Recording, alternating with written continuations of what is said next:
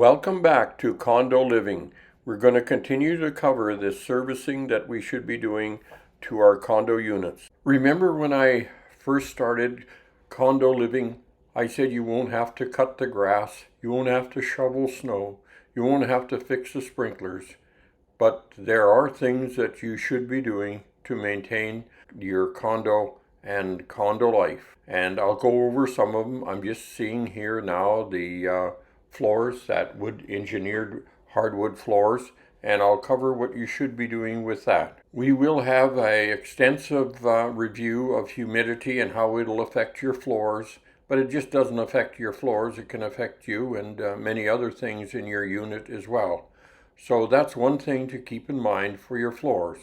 You should have the proper humidity, which we will cover later on. Dragging furniture or having water spilt and left on the floor, or even high heels or things like that, or sand that may be on your shoes and you have no mat at the entrance, could cause damage to your floors, such as scratching and so forth.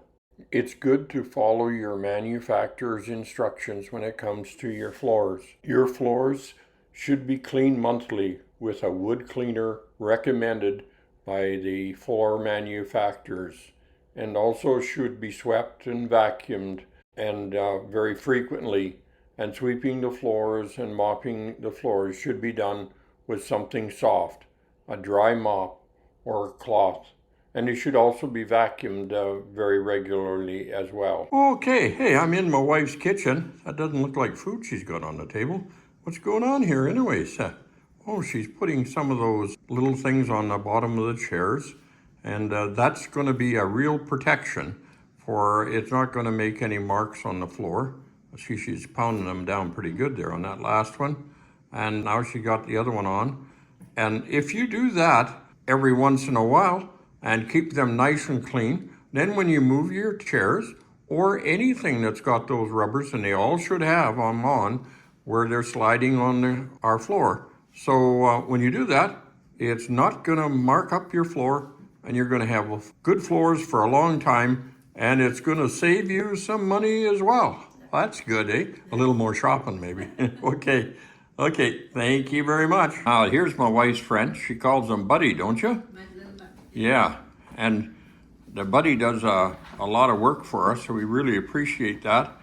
And this is a good thing to have in your home, because what it's going to do, it's going to vacuum all your floors, keep all the stuff off the floor, so you don't have any grit or anything that's going to take and do damage to the floor.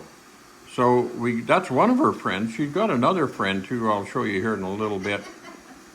Okay, here, I'll just let you show that what Buddy's up to here. And you know, he goes in underneath that table and you'd think he'll never find his way out, but he always does. So, oh, and here's the other one. This is the manual. My transportation. Yeah, okay. And so that's a very soft mop, and it's good too to keep the floors clean. We're going to take and show you after 5 years some of the finish that we can put on the floor, but that'll have to be done on a different series. The other thing is we have, with our Chesterfield, we have those on as well, but we have also a coffee table that's on wheels. It's a lot better in the sense that it's not going to be dragging, but rolling. But it's always good to wipe the wheel off once in a while too. So that's great. So thank you. It's nice to have somebody looking after me and doing the work for me. Well, I'm back again. We've just come off the hallway. We turned left into the bedroom here, or I guess you could call it a den. It's not officially a bedroom. And in here we got our electrical panel. It's a 100 amp service. And really, you are not going to have to do much of anything with this here. You might have to, you got an emergency, got to turn off a breaker or something goes off and it needs to, or you have it off and has to be turned on, you can turn it on. But the only time you'd be doing something is if you were an electrician, and then you'd have to go to the city probably and get a permit to do it. And if you're doing modifications in here, you'd have to get it approved also by the council. So you're not going to be doing much here, and you won't have to, because it looks like it's a very good system.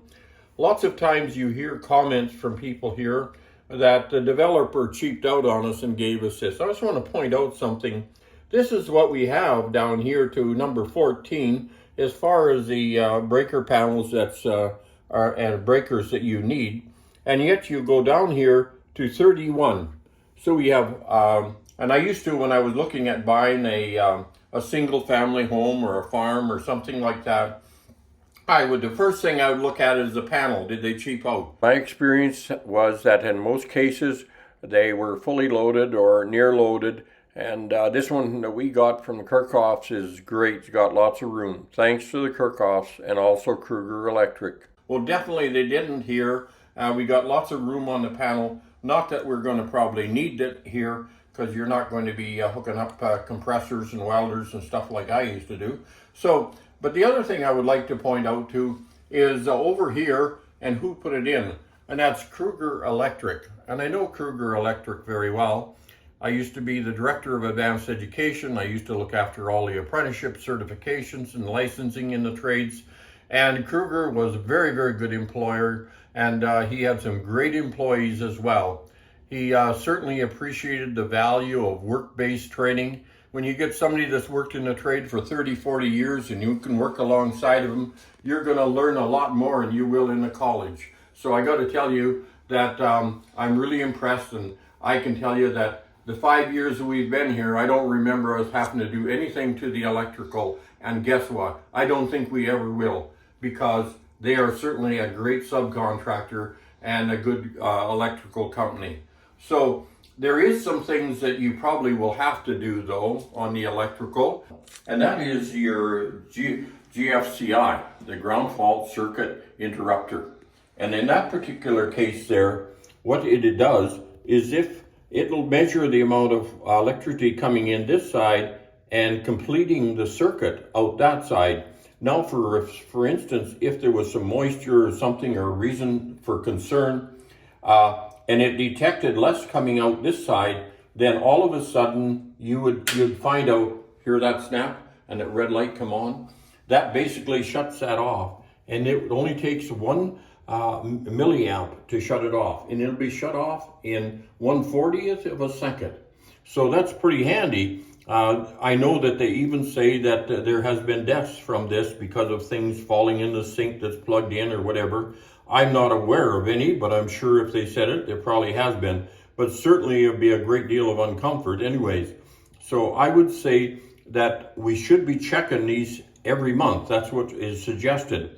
And I just did push that one and it turned it off. See the red light that's on that. So now if you test it like I did there, you can now turn it and it comes back on.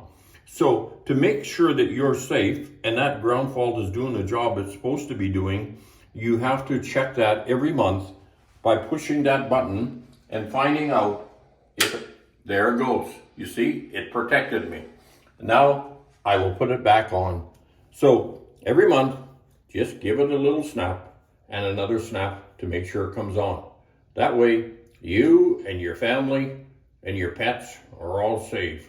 The ground fault will protect you from the electricity traveling through the water, which is a conductor, and then grounding through your body. So it's a good thing to make sure it's working well. Now we're going to go over here, and you'll notice we got a Murphy bed here, and the Murphy bed has to be fastened to the wall so it doesn't fall down and kill anybody, or the bookcase, especially for kids if they want to climb on it or something like that. So they are fastened to the wall. But rather than me take and pull them all out and put it back in, what I'm going to do is show you if I were to put it on this wall, what I would do. You see my green dots? I know they're up and down a little bit here, but I did some testing here and to find out where the studs are. There you go, there's one. Now we'll measure it after, but there you are, the second one. That's 16 inches. Now the problem is with this one, there's something going on. It's probably the light sockets down below that it is wider. But I will come over here to another 16 inches. There it is. And so I'll come over here to another 16 inches. I'll never just test one. I want to make sure that they work in sequence. And if I find that they're not the full width of the metal stud, then I'm suspicious. Probably one of the most dangerous things that you're going to do in your home is putting a hole in the wall only to find out that it's into a electrical line or a water line, or worse yet, into a sprinkler line for our fire the pressure is extremely high. We had an incident in a townhome where they didn't put a screw in the wall. They took a screw out of the wall, and that screw was embedded in a fire sprinkler system. And pressure is very, very high. And so what happened was I went zooming to take and try to shut off the fire sprinkler one that's designated for that particular townhome. But I got caught anyways.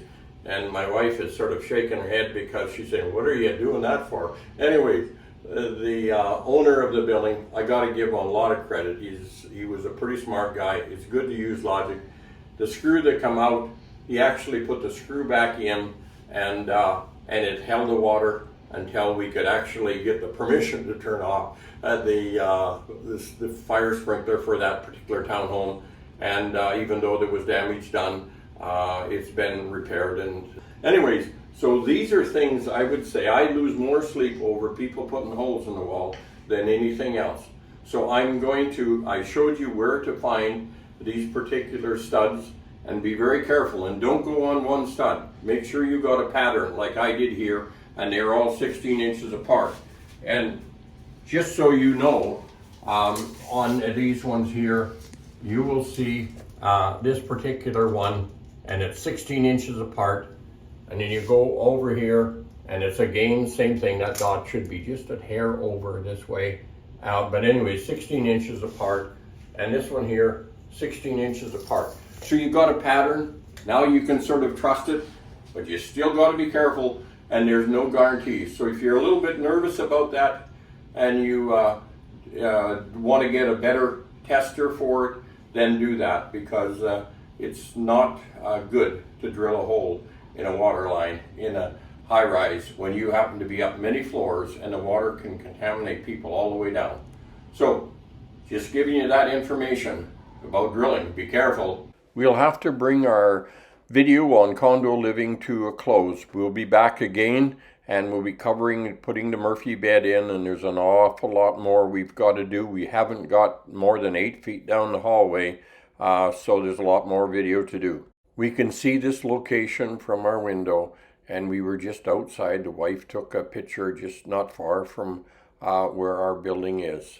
So I got to say, we'll see you next time. And I want to say also, life is grand.